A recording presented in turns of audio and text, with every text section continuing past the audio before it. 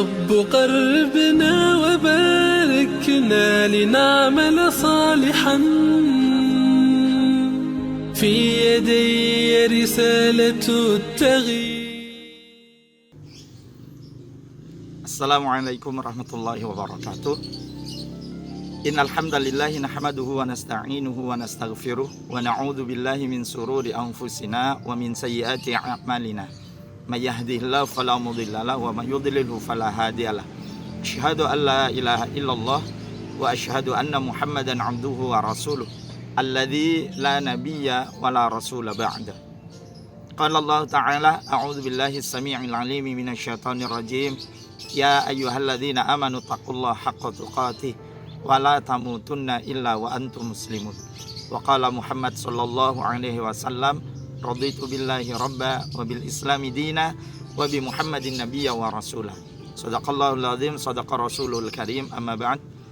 Sahabat yang dimuliakan Allah, tidak lupa ya kita senantiasa panjatkan rasa puji dan syukur kita kepada Allah Subhanahu wa taala atas segala nikmat yang telah diberikan kepada kita. Salawat dan salam selalu tercurahkan kepada junjungan kita Nabiullah Muhammad sallallahu alaihi wasallam, kepada keluarga, sahabat dan kepada para pengikut-pengikutnya. Insyaallah semoga kita termasuk di dalamnya. Amin ya rabbal alamin. Sahabat yang dimuliakan Allah, di momen bulan Rajab ini Allah Subhanahu wa taala mengabulkan apa yang menjadi keinginan hambanya yang mulia, Rasul yang mulia Muhammad sallallahu alaihi wasallam. Beliau memohon kepada Allah agar kemudian menjadikan arah kiblat bagi umat Muhammad sallallahu alaihi wasallam ke arah Masjidil Haram. Ini tidak lain dan tidak bukan karena di antara orang-orang yang telah diberi kitab sebelumnya itu senantiasa mengejek Rasul sallallahu alaihi wasallam, bahwa seolah-olah Rasul Muhammad sallallahu alaihi wasallam tidak memiliki arah kiblat. Ya karena memang waktu itu ketika beliau salat, beliau menghadap ke arah Masjidil Aqsa yang itu diklaim menjadi miliknya orang-orang yang telah diberi ahli kitab. Maka di momen bulan Rajab, kira-kira 16 bulan setelah peristiwa hijrah, Allah Subhanahu wa taala mengabulkan apa yang menjadi keinginan dari Rasul Muhammad sallallahu alaihi wasallam. Dan sejak saat itulah berpindahlah arah kiblat dari Masjidil Haram, berpindah arah kiblat dari Masjidil Aqsa yang berada di Palestina menuju ke Ka'bah yang ada di Mekah, Masjidil Haram. Ya. Kemudian Allah Subhanahu wa taala meminta kepada kita umat Muhammad sallallahu alaihi wasallam, ketika berada dimanapun kita berada, ketika ingin bersujud, ketika ingin ruku, maka hadapkanlah diri kita ke arah Masjidil Haram.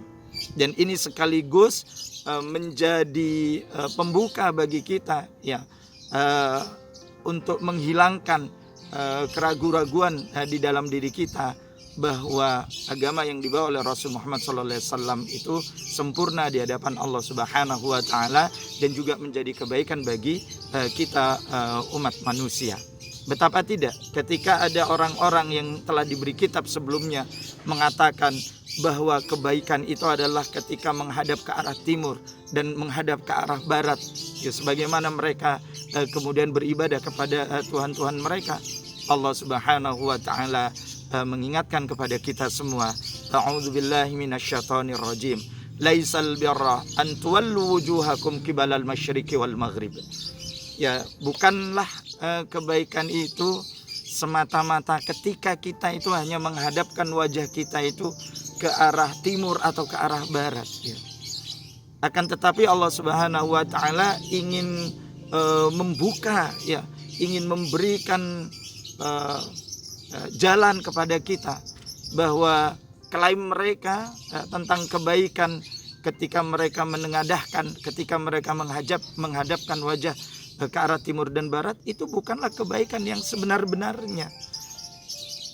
Apalagi ketika mereka melakukan itu bukan karena mengikuti apa yang telah diperintahkan oleh Allah Subhanahu wa taala setelah ada ajaran yang sempurna yang dibawa oleh Muhammad sallallahu alaihi wasallam, mereka kemudian ingkar dengan apa yang dibawa oleh Rasul Muhammad sallallahu alaihi wasallam. Maka kemudian Allah Subhanahu wa taala menegaskan, walakinnal birra man amana billahi wal yaumil akhir.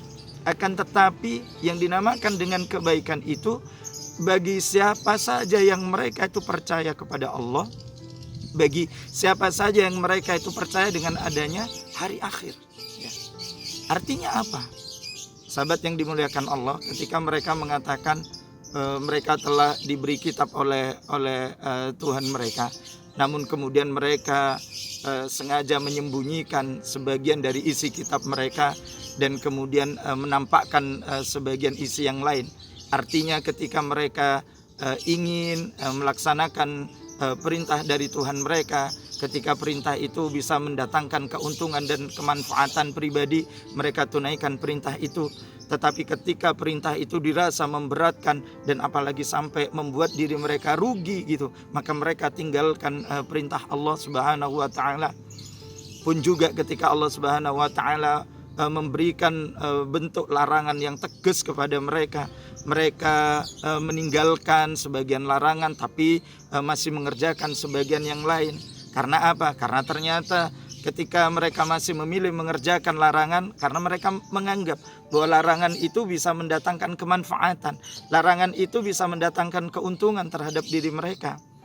Padahal sahabat yang dimuliakan Allah, setiap apa yang telah dilarang oleh Allah Subhanahu wa taala, tentu karena kebesaran Allah pasti ada kemanfaatan, pasti ada kebaikan yang Allah munculkan atasnya. Tetapi ingat, kemanfaatan yang dimunculkan itu pasti lebih sedikit daripada keburukan yang ada, ya. Kemanfaatan yang ada dari apa yang telah dilarang oleh Allah itu lebih sedikit daripada kemudaratan yang telah Allah tetapkan atas larangan itu, gitu. Jadi bagaimana kemudian kita itu mengatakan bahwa kami mengambil sebagian apa yang ada di dalam kitab, tapi kemudian kami menolak yang lainnya, ya. Kami mengerjakan sebagian perintah, tapi kemudian kami tinggalkan sebagian perintah yang lain. Kami menolak larangan sebagian, tapi kami kerjakan sebagian larangan yang lain misalnya. Tentu Islam tidak pernah mengajarkan yang seperti itu, sahabat yang dimuliakan Allah. Karenanya Allah Subhanahu wa taala menekankan bahwa kebaikan itu adalah ketika kita menjadikan keimanan dan kepercayaan kepada Allah Subhanahu wa taala itu menjadi pondasi atas aktivitas yang kita lakukan. Bukan lagi kemudian kita itu memilih perintah atau meninggalkan larangan sesuai dengan syahwat kita. Ketika kita anggap perintah itu tidak menguntungkan dalam tanda kutip bagi kita, maka kita tinggalkan perintah itu. Kita tutup kitab itu, kita sembunyikan isi di dalam kitab itu dengan serapi-rapinya, seolah-olah Allah tidak pernah memerintahkan perintah itu misalnya. Na'udzubillah min dzalik. Sebaliknya juga demikian.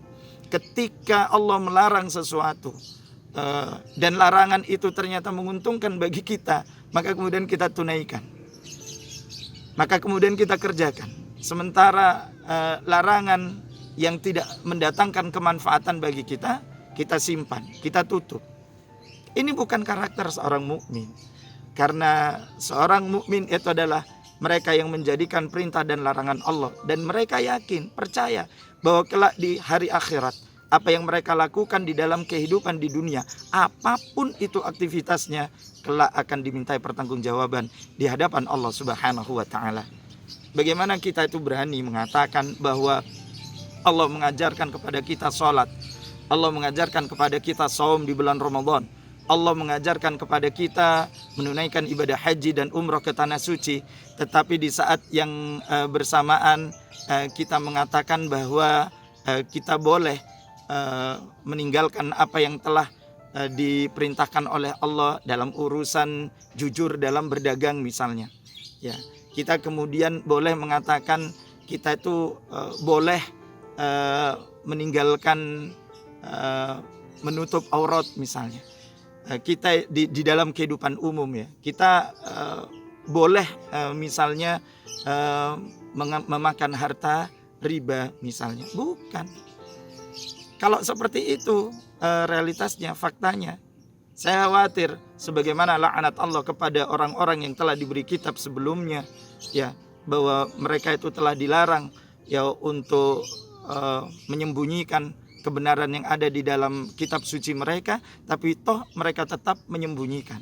Dan justru yang terjadi keburukan. Yang terjadi Allah akan timpakan atas mereka musibah. Allah timpakan kepada mereka sesuatu yang sebelumnya tidak pernah terjadi atas diri mereka. Apa? Keburukan demi keburukan. Na'udzubillah tsumma na'udzubillah min dzalik. Semoga Allah Subhanahu wa taala tetap memberikan keteguhan iman, Islam dan ihsan atas diri kita. Al-afu minkum. Assalamualaikum warahmatullahi wabarakatuh. Ya Rabb qarribna wa barikna lina'mal salihan. Fi yadayya risalatu at-taghyir.